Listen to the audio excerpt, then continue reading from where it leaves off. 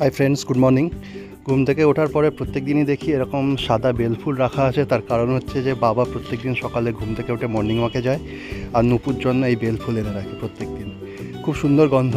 যাই হোক, একটুখানি ব্রেকফাস্ট করার পরে আমি একটু মাঠের দিকে বেরোলাম। তার কারণ আজকেই আমরা লাস্ট দিন আছি গ্রামে, আজকেই আমরা শহরে ফিরবো, বাড়িতে ফিরবো। তো সেই জন্য আমি একটু মাঠের দিকে এলাম। এখানে সুন্দর হালকা রোদ বেরিয়েছে আর চারদিকটা একদম সবুজ সোনালি ধানের খেতে পুরো ভরে আছে, মাঝখান দিয়ে ফাঁকা রাস্তা। দারুণ অপরূপ পরিবেশ, দারুণ সুন্দর লাগছে আর খুব বাজে লাগছে যে আজকে ফিরে যেতে হবে আমাদের। তো যাই হোক, দেখো এখানে মাঠের সাইডে একটা জায়গায় বেশ ভালো জিনিস দেখতে পেলাম, সেটা হচ্ছে ভুট্টার গাছ। এখানে বেশ কয়েকটা ভুট্টার গাছ দেখতে পাচ্ছি। এই যে একটু জুম করছি, দেখো ছোট্ট ভুট্টা হয়েছে, এক একটা গাছে বেশ 2-3টে করে ভুট্টা ধরেছে। তবে যেটা বুঝতে পারলাম যে এই কয়েকটা গাছ কেন লাগিয়েছে, আরও তো অনেকগুলো গাছ লাগাতে পারতো। মেবি হয়তো বেশি গাছ লাগালে হয়তো হবে না, সেটার জন্য হতে পারে। এরপরে নেক্সট যেটা চোখে পড়লো সেটা হচ্ছে একটা ক্ষেত যেখানে প্রচুর ভেন্ডি হয়েছে, ঢ্যাঁড়স। এখানে দেখো বেশ একদম সবুজ কিলবিল করছে আর প্রত্যেকটা গাছেই একটা দুটো করে ঢ্যাঁড়স কিন্তু ধরেছে। একটু দূর থেকেই তুলেছি, সেই জন্য বেশি জুম করে দেখাতে পারছি না, কিন্তু জিনিসটা দেখে খুব ভালো লাগছে। বাড়িতে কিন্তু ছোটো নপু ভেন্ডি ভাজা খেতে খুব ভালোবাসে। আর এইখানে এটা হচ্ছে বেগুন ক্ষেত, এটা রাস্তার একদম উল্টো পাশেই। জুম করে বেগুন দেখাচ্ছি, একটা বড় বেগুন হয়েছে, আরও প্রচুর হয়েছে ছোটো ছোটো, কিন্তু এত মানে ঝোপের ভেতরে হয়েছে বেগুনগুলো, ঠিক ভালো করে পরিষ্কারভাবে দেখাতে পারছি না, কিন্তু প্রচুর বেগুন ফুল হয়েছে দেখতে পাচ্ছ। আর কতটা বড় জায়গা দেখো বেগুন গাছ লাগিয়েছে। এখানে একটা ইনফরমেশন দিয়ে রাখি তোমাদের, সেটা হচ্ছে যে বেগুন গাছে কিন্তু প্রত্যেক দিন ওষুধ দিতে হয়, যেটা যাতে পোকা টোকা না ধরে। এর ফলে প্রচুর পেস্টিসাইডস ইউজ করা হয় বেগুন গাছগুলো, যেটা স্বাস্থ্যের পক্ষে সত্যি ক্ষতিকর। তা জানা সত্ত্বেও আমাদের বেগুন বাজার থেকে কিনে খেতে হয়, কিন্তু কিছু করার নেই। তো বেগুন গাছ দেখার পরে আমি চলে এলাম অথচদের বাড়ির সামনে যে পুকুরটা আছে, যে পুকুরটার কথা আগে বলেছি। এখানে প্রচুর মাছ আছে, বিভিন্ন ধরনের রুই, কাতলা, মৃগেল, তারপরে সাইফিনাস, চিংড়ি, মোরলা, বাটা, তারপরে শোল মাছ, তারপরে এরকম ধরনের প্রচুর মাছ আছে। এই জায়গাটা খুব ভালো হাওয়া দিচ্ছিল, তো সেই জন্য আমি পুকুর পাড়ে এসে একটু বসলাম, একটু দাঁড়িয়ে দেখলাম শোভাটা। চারদিকে প্রচুর মোটা মোটা গাছপালা আছে, আম গাছ টাম গাছ আছে। আগে প্রচুর বাঁশ জঙ্গল ছিল, কিন্তু এখন কেটে পরিষ্কার করে দিয়েছে। কিন্তু এখানে এই সাপ খপের জন্য আমি ভয় পেয়ে উঠে এলাম। হালকা খাওয়া দাওয়া করার পরে আমরা বেরিয়ে পড়লাম এসি বাস করে কলকাতার উদ্দেশ্যে। প্রচুর গরম পড়েছে, সেই জন্য বাসের ভেতরে ছোটো নুপু বেশ খেলা করছে, একটু পর্দা সরিয়ে বাইরের দৃশ্য দেখার চেষ্টা করছে। ওরও গরম লাগছে বুঝতে পারছি, কিন্তু কিছু করার নেই। দেখতে দেখতে কোলাঘাট চলে এলো। কোলাঘাটের ব্রিজের উপর দিয়ে আমাদের বাস যাচ্ছে। শুনলাম যে কোলাঘাটের এখানে একটা জায়গায় 10 মিনিটের জন্য বাস দাঁড়াবে, যেখানে আমরা একটু খাওয়া দাওয়া করে নিতে পারবো।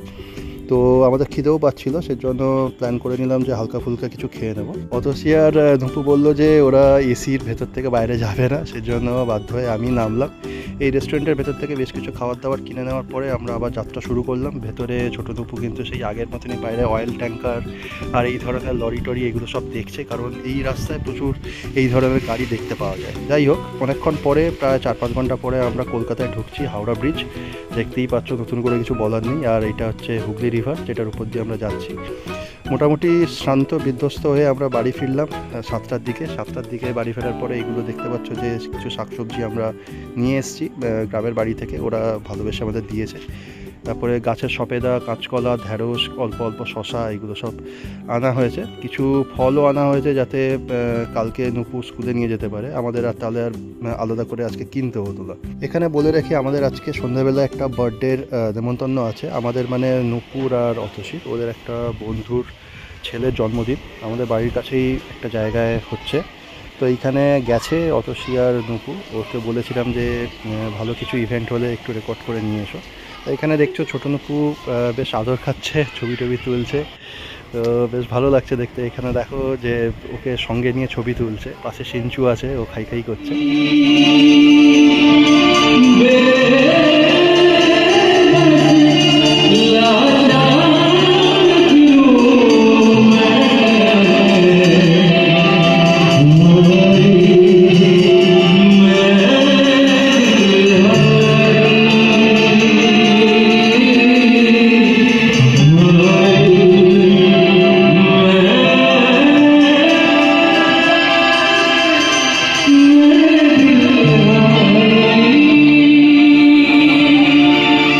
দেখছো যে মোটামুটি ভালোই মনোরঞ্জনের ব্যবস্থা করা হয়েছে, গান বাজনা হচ্ছে, বেশ চারদিকটা বেশ ভালো জমজমাট।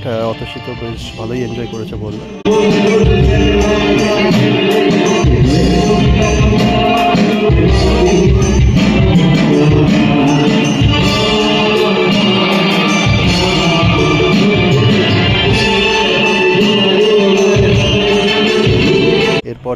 যেটা ইভেন্ট সেটা হচ্ছে যথারীতি খাওয়া দাওয়ার ব্যাপার।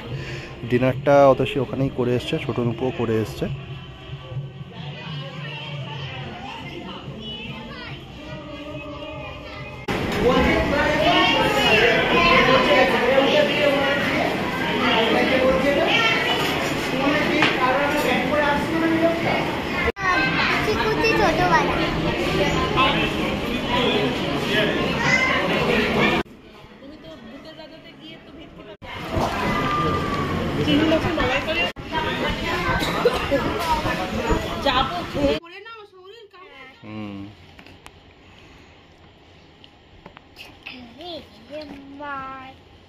ও খুলতে পারবে না, চেষ্টা করো। খোলো খোলো খোলো খোলো। এই তো হচ্ছে, খোলো, টেনে লম্বা জোরে, জোরে ছিঁড়ে দাও, ছিঁড়ে দাও, ব্যাস দুটাই বাঁচো। এই তো গুড।